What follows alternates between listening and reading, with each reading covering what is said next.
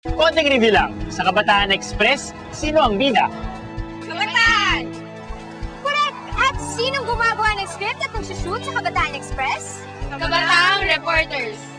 Tama na naman. Anong sigaw ng kabataan sa buong Pilipinas? Kabataan Express, ang programang gawa ng kabataan para sa kabataan.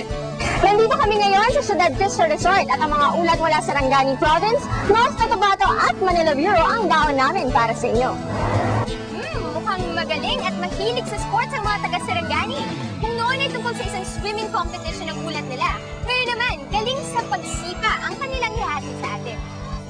Panoorin natin ang ulat ni Hana mula sa Sarangani Province Bureau.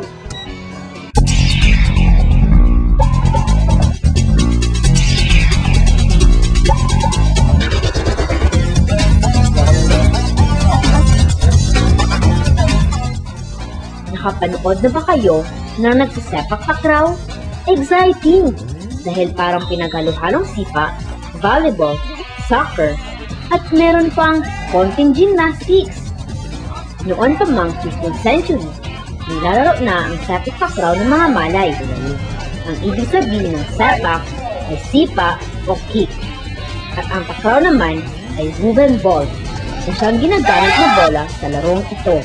Dito sa Sarangani, may mga kabataang naeenganyong maglaro nito.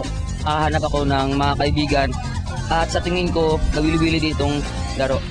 Sa paglalaro ng sepak takraw, dalawang grupo ang maglalaban-laban sa loob ng 3 sets.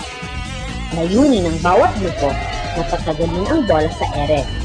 Bawat grupo ay may 3 pagkakataon na sipain o hampasin ang bola gamit ang tuhod, balikat at ulo papunta sa kalaban.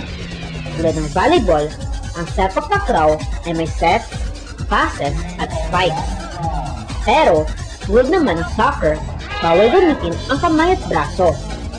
Dahil sa mga limitasyong ito, iba't ibang kakaibang estilo ng pagtira ng bola ang nalikha. Ito ang Sarangani Takraw Team. Sila ang kumakatawan sa Sarangani Province para sa sepak takraw noong nakaraang Cotabato Regional Athletic Association Meet.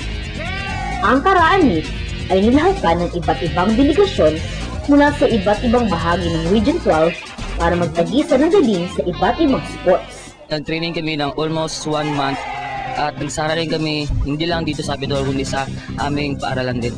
Nasulit ang pagod nila nang tinalo nila ang 8 pang teams na kalahok. Diniklara ang Sarangani team bilang sepak takraw champion ng Paraa 2006. Ngayon ay bahagi ang sepak takraw ng mga physical education classes sa mga private at public schools ng Sarangani. Sa nakita naming potensyal ng mga manlalaro, alam naming kayang-kaya natin lumaban sa ibang bansa. Basta't mapanatili lang natin alive and kicking ang sepak takraw.